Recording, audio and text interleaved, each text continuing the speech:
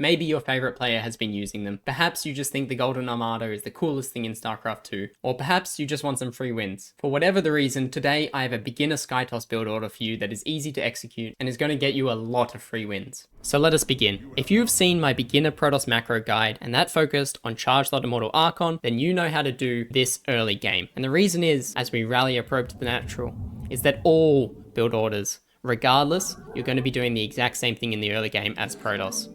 And that is if you're doing a 1 gate expand, 14 pylon, 16 gateway, then a gas, and then 20 nexus and 20 core. This is the standard build order for Protoss, and you should be able to do this in your sleep.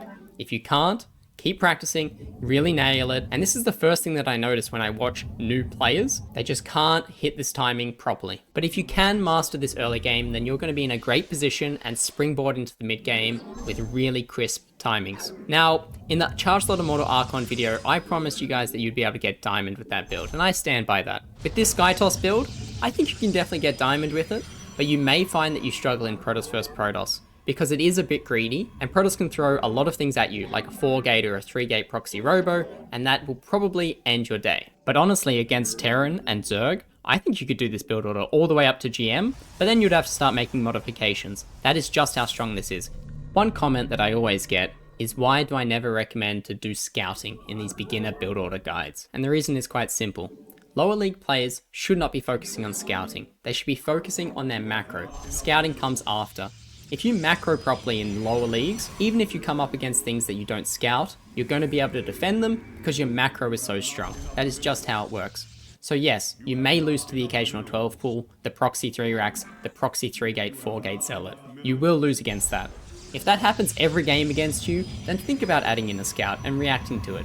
This build order doesn't have to be done in a vacuum. If at any point you find yourself stuck, please just ask in the YouTube comments down below, or join my Discord. I have a fun and friendly community that's willing to answer any of your questions. You can find the link in the description down below. Now I'm going to be keeping you safe in this build order with a lot of different things. We're going to be getting out an early Void Ray, we're going to be building shield batteries, we're going to be quite safe against the general amount of things. But unfortunately, I can't really promise an early game defense against everything. That just isn't feasible to discuss in one video. So this is where the build order starts to diverge. Remember, chrono boost your adept and keep building probes. We're going to get an adept, warp gate, and then stargate. If you want to be really advanced, you can get the stargate before warp gate, but let's just keep it simple. So we're going to be completing the wall with the stargate. Once again, if you're advanced, you could hide this, but we don't really care. Let our opponent see all of it. After the first adept, we're going to build a stalker.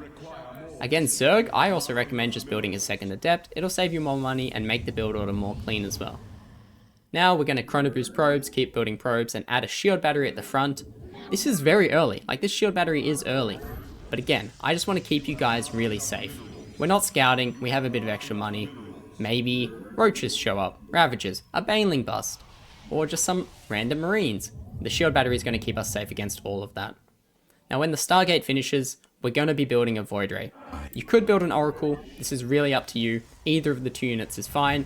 For safety, we're building a Void Ray. So now we're also going to be chrono boosting our Void Ray, and here's the biggest tip for when you are doing Stargate openers, and this applies all the way to the top.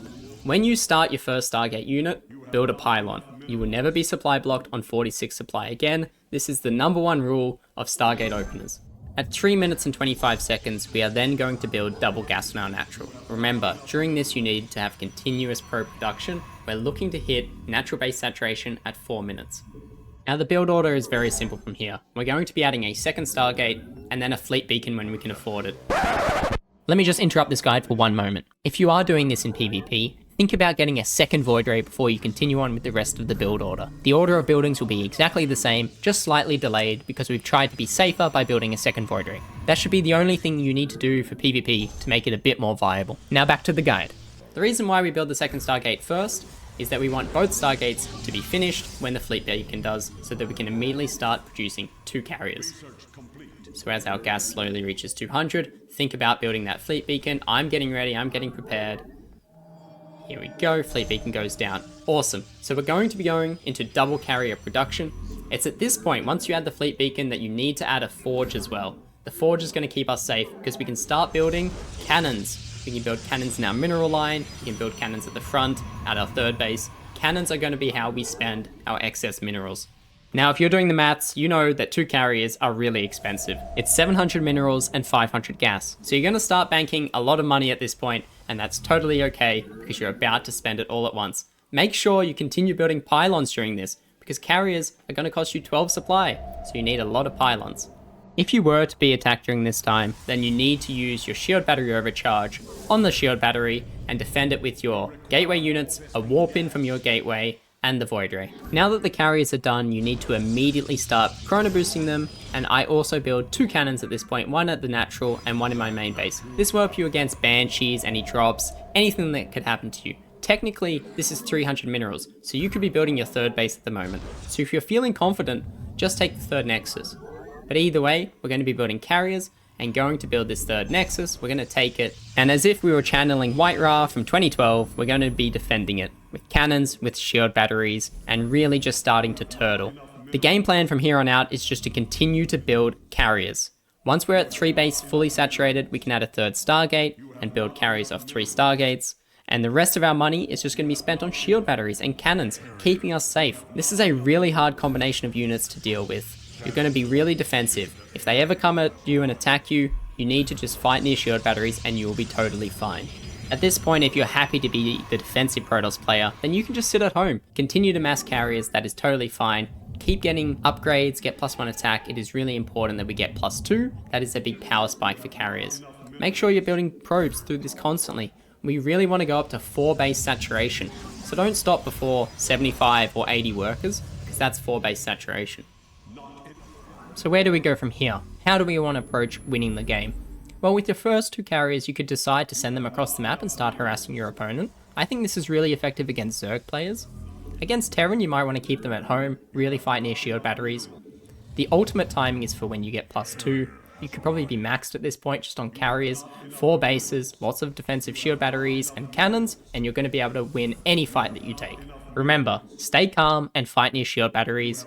If you're getting attacked, keep building them as well throughout the fight. You really don't have to micro carriers that much, so you can keep macroing and keep building more defensive structures behind the front line. Another question that I'm always asked is, when do you build your 5th and 6th gases with any build order? So here's the tip that I give to everybody. If you are playing a style that requires 5 and 6 gas, then you want to take it as your 3rd base reaches 16 probes on the minerals. That's when you want to start them. If you follow just this simple rule, you always time your gas timings perfectly. And finally, to really round out the build order, this is when we build our 3rd Stargate.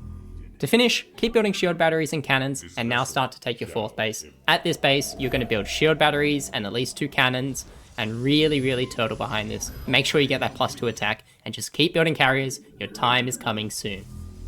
So in this game, the AI does decide to attack me, and your real-life opponent is going to do the same. Obviously, this guy has landed his Vikings, he has a lot of Marauders, has tanks, so it's not ideal. I'm not saying that this is what your fights should look like, but you should be able to defend if you fight near your shield batteries. Once you clean up a push, really think about going across the map, because they're going to be so weak. You can always recall. I hope you've really enjoyed this beginner Skytoss build order, and if you haven't already, go check out the Charge Lot Immortal Archon beginner macro guide that I recommend to all of my students.